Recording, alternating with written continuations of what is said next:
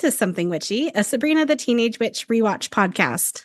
I'm Lara Cotter. And I'm Sky Orchard. And we're back with season 2, episode 14. A couple of things. So there's been some discussion on the Sabrina subreddit lately about where is the best place to watch the show now that it's not on Hulu. Those of you who aren't on Reddit, I want to give you a little rundown because I've been obviously playing around with different formats and mediums. So on the DVDs that I have, the point in favor for them is that they are the full episode. Whereas if you're streaming it on Pluto or Paramount, you might have some scenes that get shortened or some things that get cut. However, if you're streaming on Pluto or Paramount, you'll likely get the actual music. And the DVDs, you won't get the real music that was broadcast when the show originally aired. And that happens in actually this episode. So what I've been doing is I've been watching it once on my DVDs and writing up the summary because I figure that way I'll get all the scenes. I do a rewatch on Pluto when I'm adding in my side comments. Decide if you prefer having complete scenes or if you like having the original music better. I don't know what the answer is. I'm still hoping that maybe ABC will buy all the old TGIF lineup shows and be like, it's TGIF reunited on Disney Plus, but I think that's a very slim chance. I also have no updates on the washing machine saga. Oh no, it's been a week. Well, I have a very small update. So he did come on Thursday, I think, and it was the weirdest appliance repair visit. So he did show up in the middle of the time window he gave me, which was nice. It wasn't, 2 minutes to the end of the time window, but he showed up and he was in my laundry room. I was across the hall in my office with my mom working on some stuff. And then he comes out and it's been maybe 15 minutes at the most. And he's like, okay, well, I'm done. I'll be in contact. And I'm just like, what? Where are you going? What's happening? What's going on? And he was like, oh yeah, I need to order a new control panel and a new timing plate. I'm like, yeah, I knew that. That's what I put in my request. And he's like, yeah, I have to go and I have to request from the warranty company permission to purchase this. And then once they tell me I can purchase it, I'll get it. And I was like, okay, what's timeline on that? And he's like, if everything goes according to plan, it should be about a week. And I'm like, okay, thanks, friend. And then he just left. Oh, did he even give me a business card? I don't even think he gave me a business card. I think he just left. And I was like, okay, sure, thanks. Haven't heard anything. So again, I'm going to follow up tomorrow with my warranty company and be like, hey, did they reach out? But then I was telling my dad, because my dad came maybe 2 minutes after this guy left. And he was like, well, what did he say? And I told him, and he's like, yeah, I already knew you needed a control panel, but they don't make them anymore. And I couldn't find one to buy for you. And I was like, well, I hope he has secret appliance man channels somewhere that he can purchase one because I'm now $90 into this. The appliance black market. So no washing machine update. The freezer's still working well. Hallelujah. The dishwasher works well. Hallelujah. So 2 of the 3 ain't bad. Yeah. It's just the one that makes me not stink that I need to work. Throw your clothes in the dishwasher. That's working. It is a fancy new dishwasher that has multiple new cycles versus my old one that had 2. So maybe there's a gentle wash somewhere on there. Okay, so I have kind of a long, weird question, and we'll see how this works. I'll give 2 different options so we can decide which one we want to answer. So the first question is, if you were turned into a puzzle like Libby and somebody had to go on a scavenger hunt to find your missing pieces, like your cold shoulder, your Achilles heel, I also said your funny bone, other body idiom parts that you wanted to put in there, what part would it be and where would they find it? Or the other question would be, so Libby, we find out, is still missing a piece at the end that she needs to develop. So the other question would be, which piece would you still be missing that you don't have yet in your body puzzle? It is deep this week. It isn't fake or real Christmas tree. I'm getting raw and real here. Raw and real. Okay. My lockjaw would be hidden with all my secrets. How would you find your secrets? You're not gonna find them. So you're just gonna be a puzzle forever? I guess. I don't know. Now I'm worried if you have a box of secrets hiding somewhere.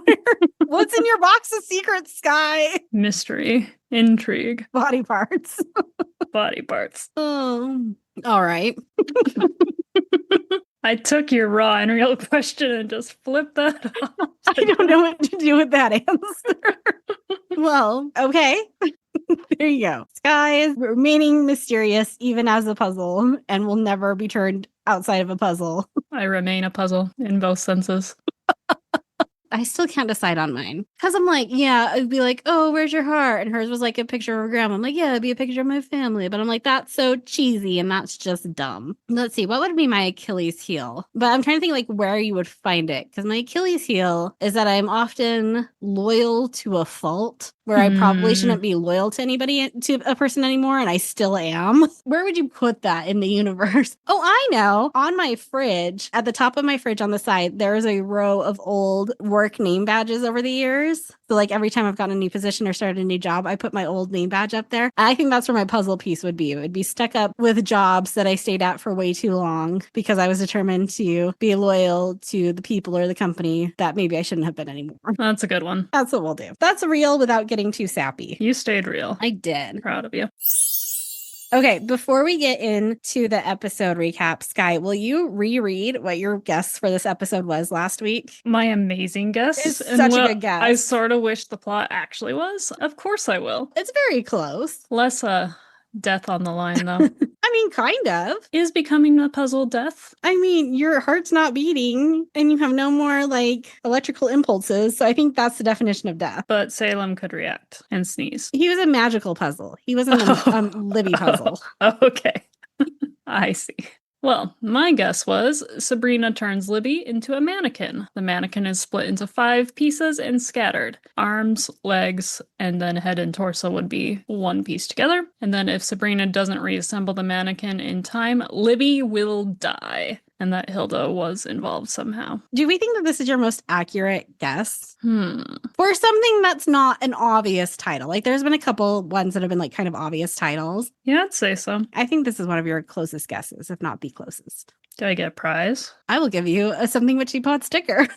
Wow, to go with the like 50 I have on my table. I will print out one of the many posters I have made and sign it for you. And you can hang it up in your house. Wow, such honor. So like I said, this is season 2, episode 14. It is titled 5 Easy Pieces of Libby. That comes from 5 Easy Pieces, which is a 1970 American road drama film about a surly oil rig worker played by Jack Nicholson, whose rootless blue-collar existence belies his privileged youth as a piano prodigy. When Bobby learns that his father is dying, he travels to his family home in Washington to visit him, taking along his uncouth girlfriend. I don't think these two had anything to do with each other other than the title. I guess you could call Libby a little surly. TV guide description. While working on a float with Libby, Sabrina casts a spell that keeps her away from Sabrina. The spell is reversed and they have to spend time together. Finally, Libby turns into a puzzle that Sabrina has to solve. Our Paramount Plus/Pluto description. Libby is even harder to figure out after Sabrina accidentally turns her into a jigsaw puzzle. I like that one better. Short and sweet, to the point.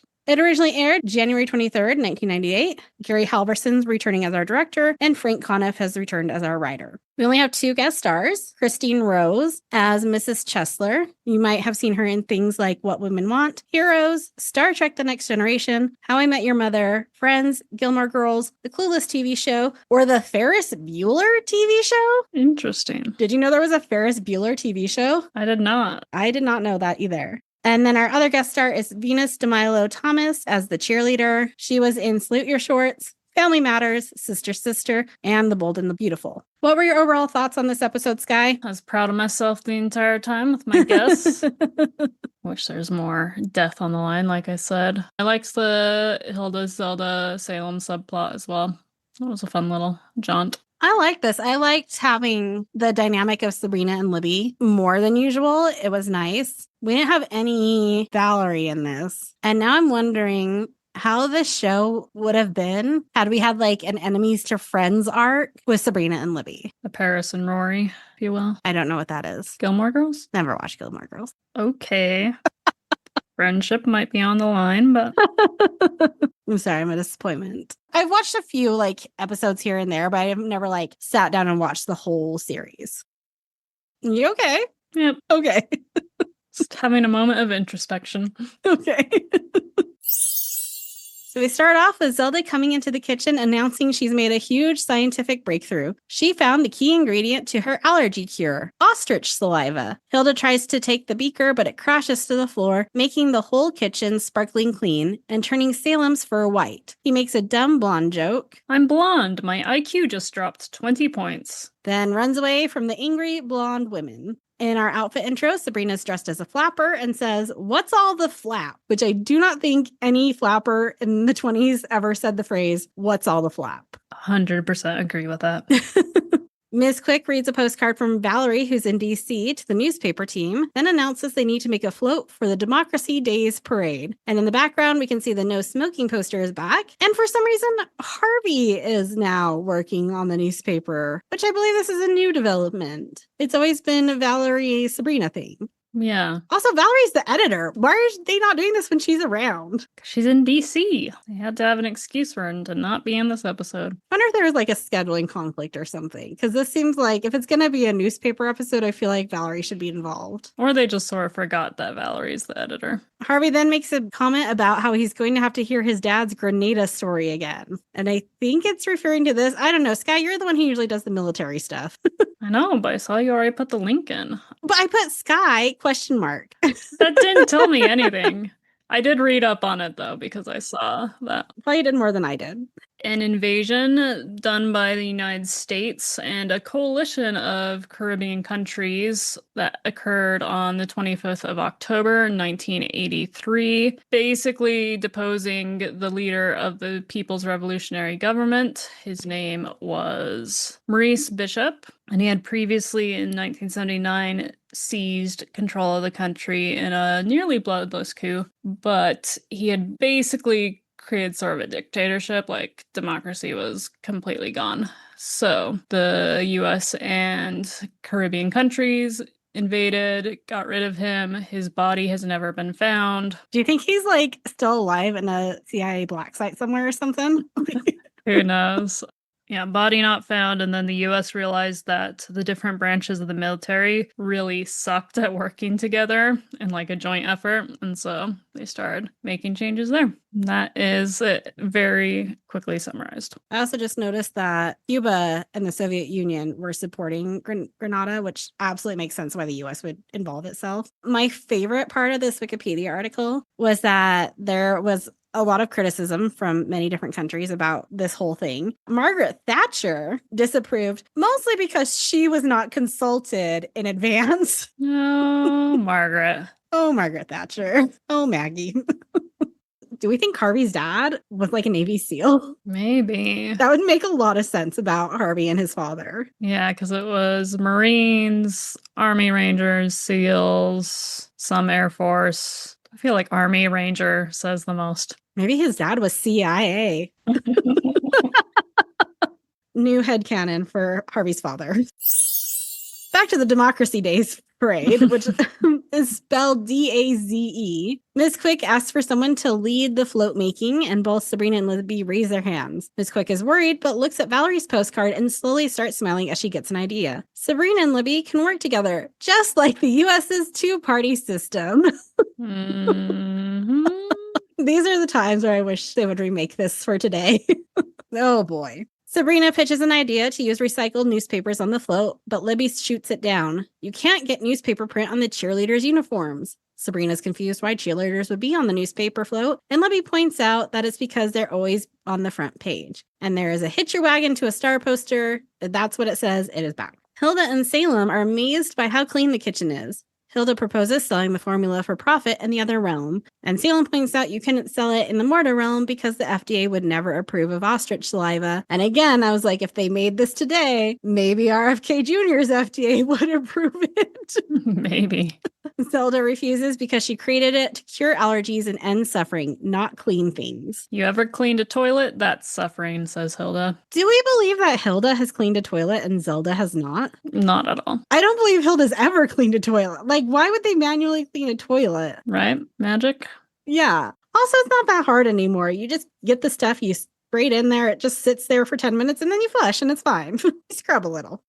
Hilda points out that it doesn't even cure allergies, though. Zelda leaves in a huff, leaving Salem and Hilda to hatch a plot to steal the formula. And Zelda says something about, like, that's why Pasteur dumped you. And I was like, oh, Hilda dated Louis Pasteur. And then I was like, oh, we should add it to the timeline. I was like, wait, we haven't talked about that since season 1. Do we even still have the timeline? Where is the timeline? I think we need to start tracking, like, love interests more than, like, their age, because we figured that out. I think we did have love interest on there. Yeah, it's in our just just how old are the ants. The last time we put anything was on season 1, episode 11.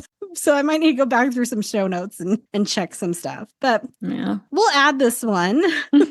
Pasteur married his wife in 1849, so I would hope Hilda dated him before then and not after. Never second guess Hilda. That's what that woman will do. He was a French chemist, pharmacist, and microbiologist who discovered the principles of vaccination, microbial fermentation, and pasteurization, and was known as the father of microbiology and bacteriology, helped with the vaccines for anthrax, and another big one that has left my brain. Was it polio? It wasn't polio. Silkworm disease. Chicken cholera. He helped with that. Anthrax. What the hell is chicken cholera? Rabies. Anthrax and rabies were the two big ones. RFK would not like him. He did a lot to keep us alive, and RFK is doing his best to undo all of it. I mean, his big thing is the pasteurization of milk. Mm-hmm. And this is why we don't drink raw milk, friends. Unless you do. Do you drink raw milk? No, but I know people who do. I mean, but you shouldn't. I mean, I don't. But I was including them in here in case they do. Sabrina and company are in the gym building the float. Libby announces that the float is required to have flowers per the school guidelines, but the rest of the design is up to her. Sabrina thought they were both supposed to design it. Libby is using I as shorthand for us. Sabrina shoots back a lame insult about Libby being a butthead.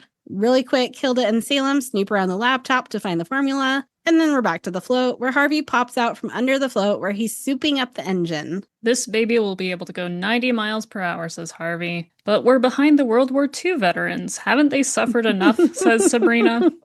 A lot of questions about suffering in this episode, I noticed. Sabrina finishes her section of the float, and Libby comes over and rips off all of her decorations. She thought they wanted the float to look nice. Libby's so mean. So mean. Really mean in this episode. Hilda finds the formula in a drawer in the sideboard right before Zelda walks in and asks what's going on. Hilda says she just found her wallet, but now her and Salem are going to clean up. Hilda gets literal dollar signs in her eyes and quickly shakes her head with some coin noises to get rid of them before a suspicious Zelda notices.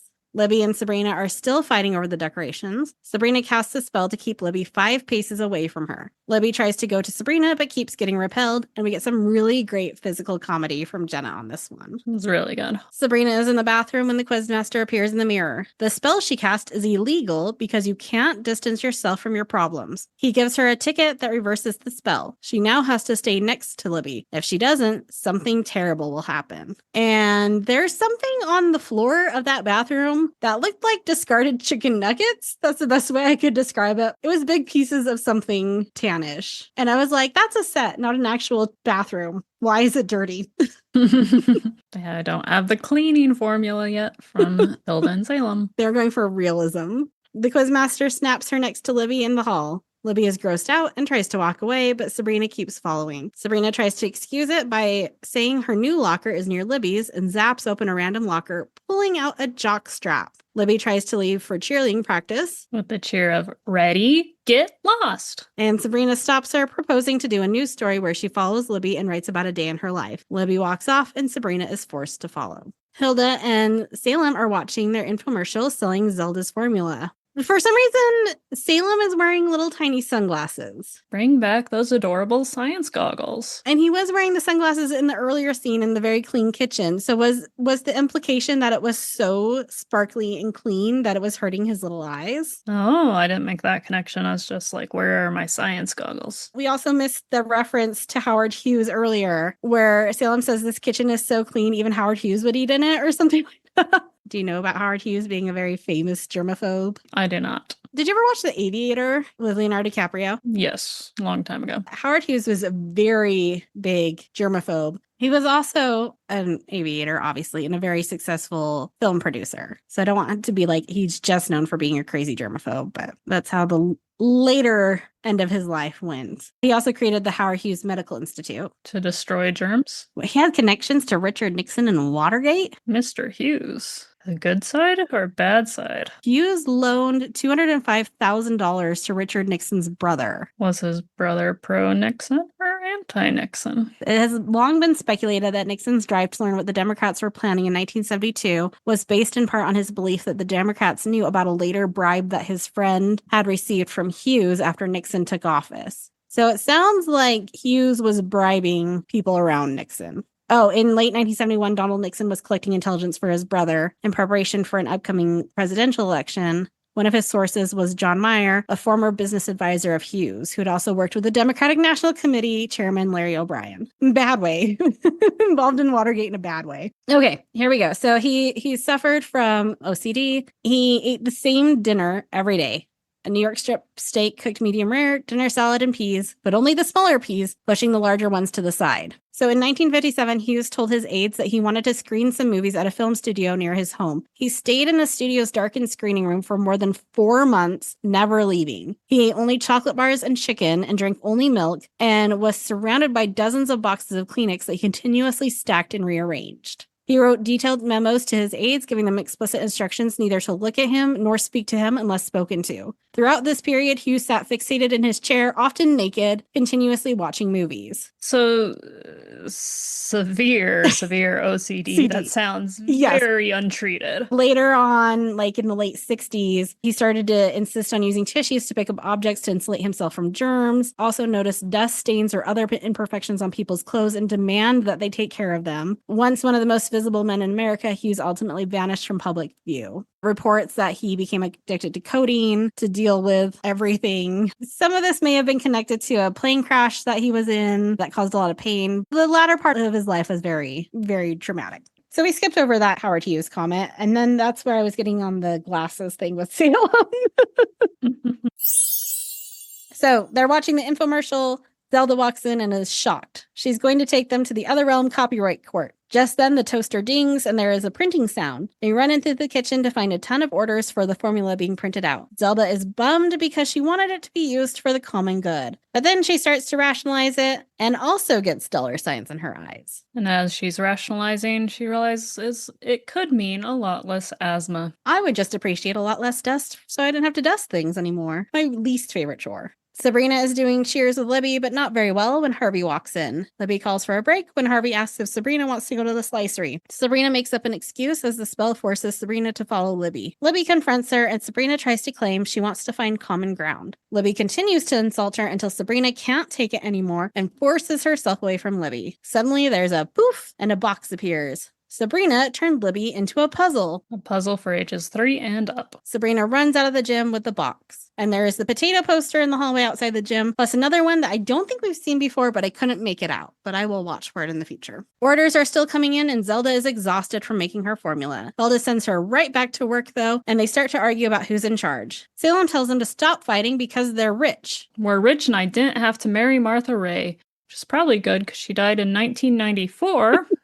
Also, who was this joke for? Who knows? I was 11 at the time this aired. I would not have known who Martha Ray was, but I guess that's for the adults watching with their children. She was worth $1.5 million at her time of death, however. What is that in today's money? I don't know. I always suck at that. All right, you want to take a guess? No, I've stopped playing this game with you. 3.7. It's a little over doubled. There you go. That's not a ton of money. More than Salem probably has. Not more than the ants have with their stocks and their bonds. They're not sharing with Salem. Okay. Martha was a comedic actress and singer who was on Broadway. Probably the biggest title you would know would be Hello Dolly of that list. I like Hello Dolly. As well as in movies and on TV. She was known for the size of her mouth, which was large in proportion to her face, earning her the nickname the Big Mouth. That's so mean. Well, she used it to her gain. She later referred to this in a series of television commercials for Polident denture cleaner in the 1980s. So take it from the Big Mouth, new Polident Green gets tough stains clean. Oh my gosh. And then she was married 7 times, which is probably why Salem thought he had a chance. That may have also explained her decreased wealth. Maybe she was worth a lot more on marriage 1. And then after several rounds of alimony and divorce settlements. So take it from a Big Mouth. Extra strength Polident Green gets tough stains clean.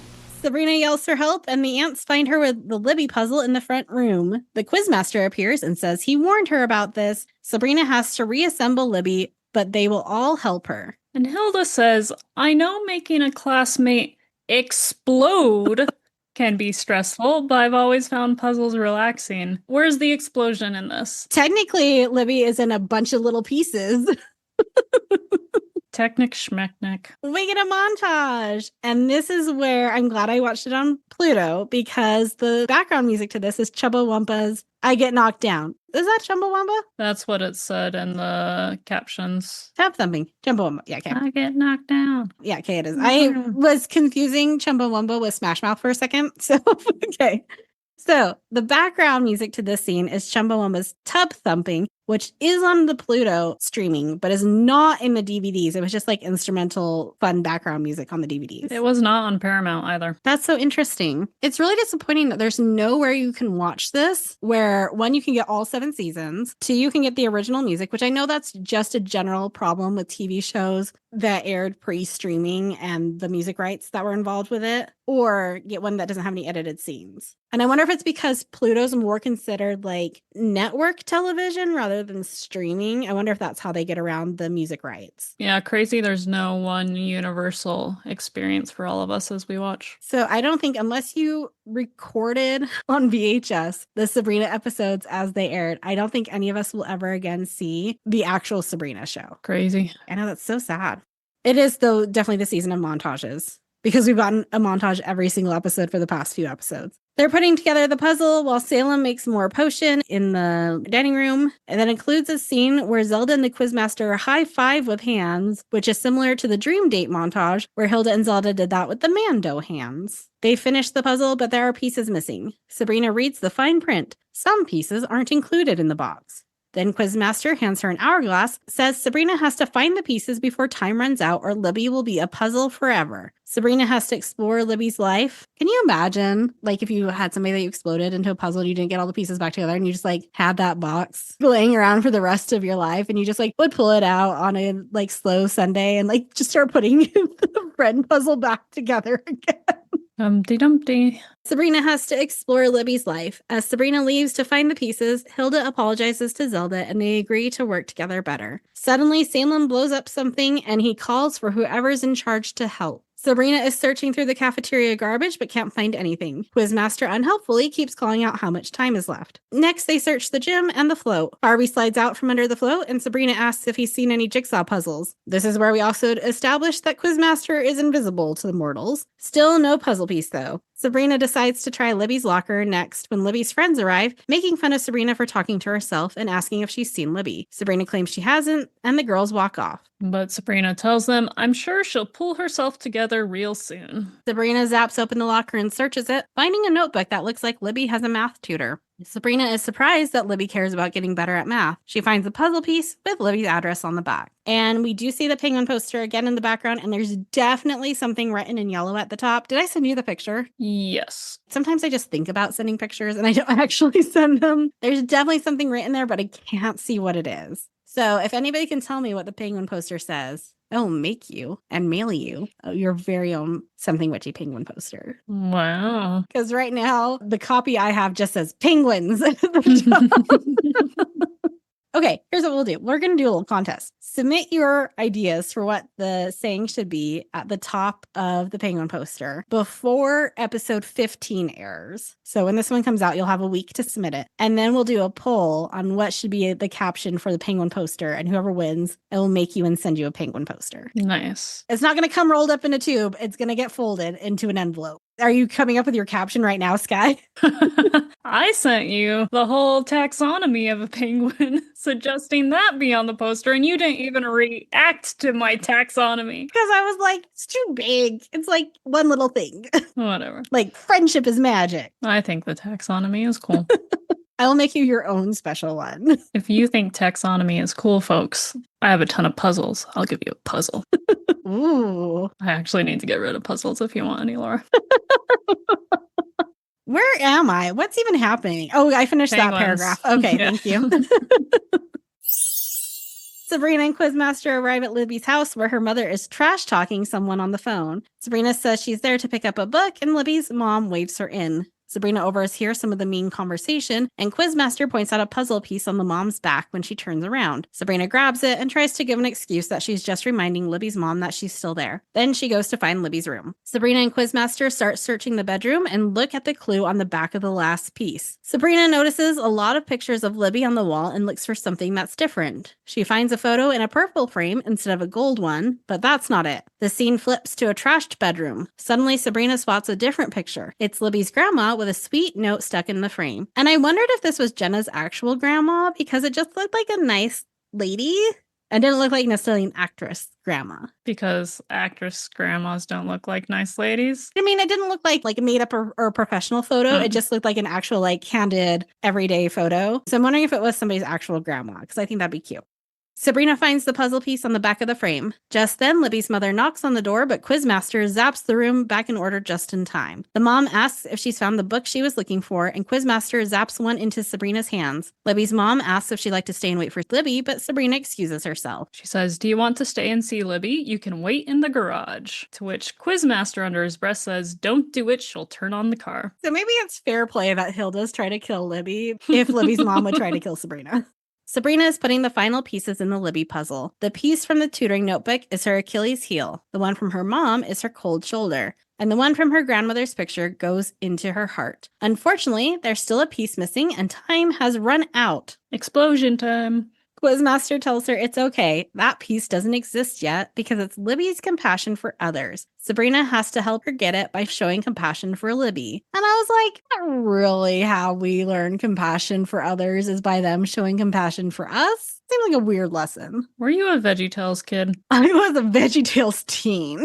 Okay. I got introduced to it in junior high. So you've seen Jonah, the VeggieTales movie? Oh, I don't know if I've seen the movie. We would watch the little shorts, the little songs and stuff. Well, it's about Jonah and the whale is that movie there. Mm-hmm. And the end of that movie, we watched it so many times growing up. I have lines memorized. But it's this big old bopping song about compassion and mercy for me to me. Anyways, I can't hear that word compassion without that bop in my head. And then it leads down to a spiral because that's where you meet the pirates who don't do anything in that movie. I know that song. Right? But they've turned it into a metal sea shanty song on Spotify, and it is fantastic. I will have to send it to you. So anyways, I have had a bop about compassion and then pirates who don't do anything in my head this entire time since watching this episode. VeggieTales. Sabrina gets it and Quizmaster zaps away as Libby turns back into human form. She freaks out, wondering why she's there, and doesn't buy Sabrina's excuse. This is the second time this poor girl has woken up inside of Sabrina's house in a weird position. The last time she was laying or sitting on the counter. This time she was laying on the floor. Hilda and Sabrina looming over. At this point, I just be like, our house has a lot of carbon monoxide. I'm sorry.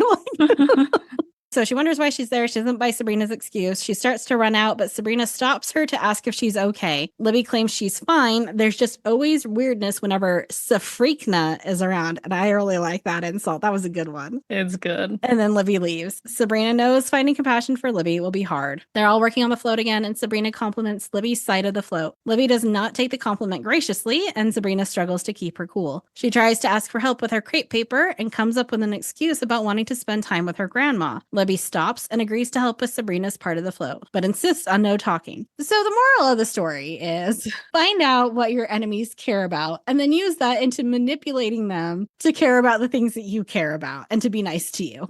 Checks out. Not a bad way to go about through life. Hilda rushes into the dining room where Zelda is at the laptop and announces they have a problem. Hilda has green slime growing on her arm. It's from the cleanser. Zelda asks how they know it happens to everyone, but stands up and there's slime on her arm too. And I was like, yeah, Zelda should know about overuse of antibiotics and how it breeds super bacteria if you kill off all their competition. Zelda should know this. This was a well-established fact in the late 90s. Salem calls for help in the kitchen, and they find him covered in slime with people demanding their money back through the toaster. But I already put a deposit down on a condo in Florida, Salem bemoans. Would Salem be able to even visit that condo without the Spellmans going along? Like, can he physically leave that far away? I assume Florida is nothing but magical felons unaccompanied. That would make Florida make sense.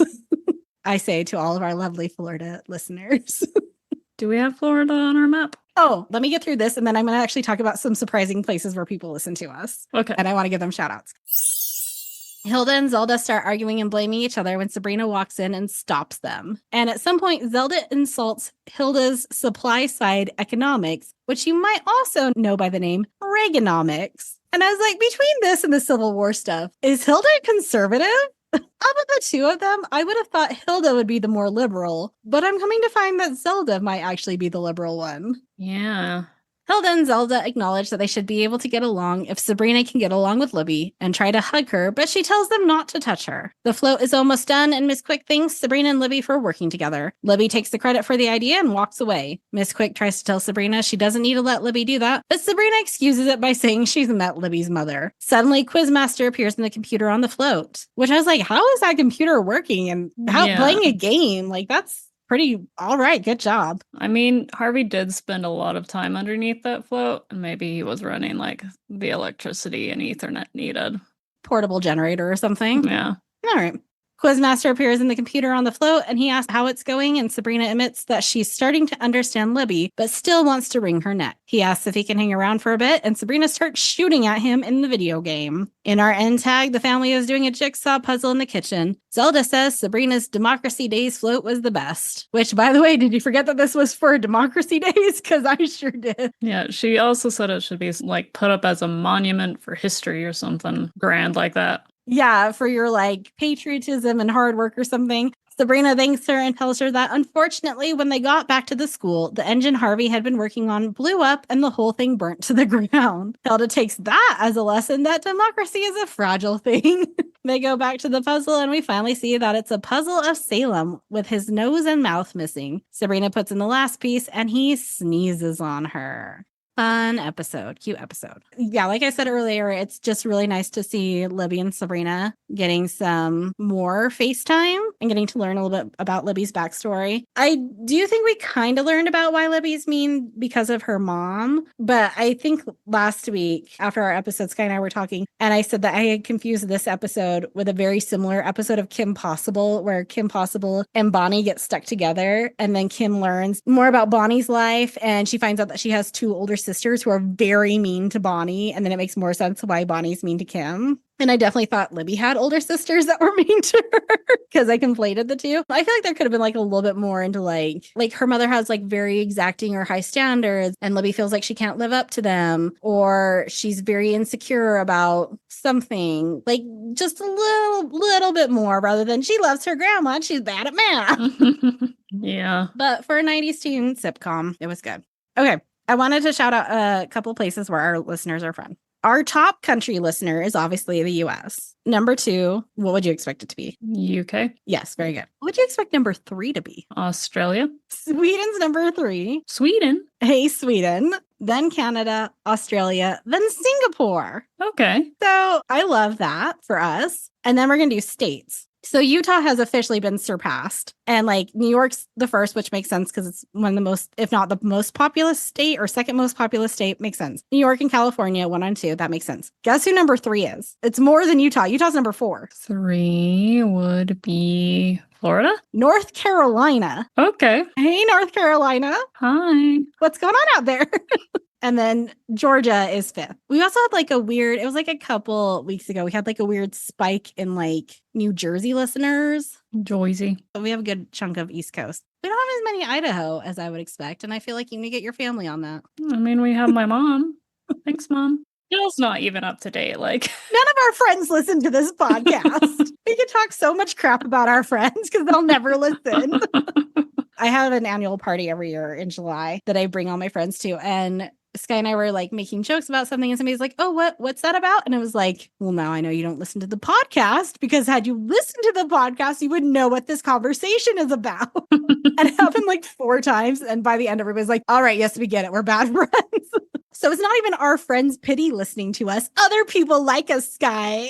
They like us. Wow. Well, if you liked this, come back next week for season 2, episode 15, The Finger Lickin' Flu. Take a guess at this one, Sky. We know a super bacterium was just allowed to be created. Okay. You're going for continuity? Brave choice. It spreads, comes a very bad flu. However, the way it spreads is on chicken, finger looking good chicken. And so gets to the cafeteria. Everyone's having this delicious finger licking chicken or finger licking cauliflower, dietary whatever. Cauliflower? Oh, for the vegetarian. Okay. Yep. And everyone gets sick and they start turning into mutant slime creatures like Hilda and Zelda were at the end. And Salem tries to eat everyone because they're finger looking tasty. I'm not going to spoil it for you, but I'm not going to have you write this one down. Rude. It's definitely one that I remember very vividly, and I'm just going to leave it at that. In the meantime, until we get to that finger-licking flu and see just how correct Sky is, you can like, share, rate, and subscribe to this podcast wherever you find us. Just go ahead and like click the little 5 stars or do a little thumbs up, do the little plus button, whatever platform you're on, whatever their thing is. You can email us at somethingwitchypod@gmail.com. You can follow us on Instagram at somethingwitchypod and TikTok at something.witchy.pod. Until next time, stay magical.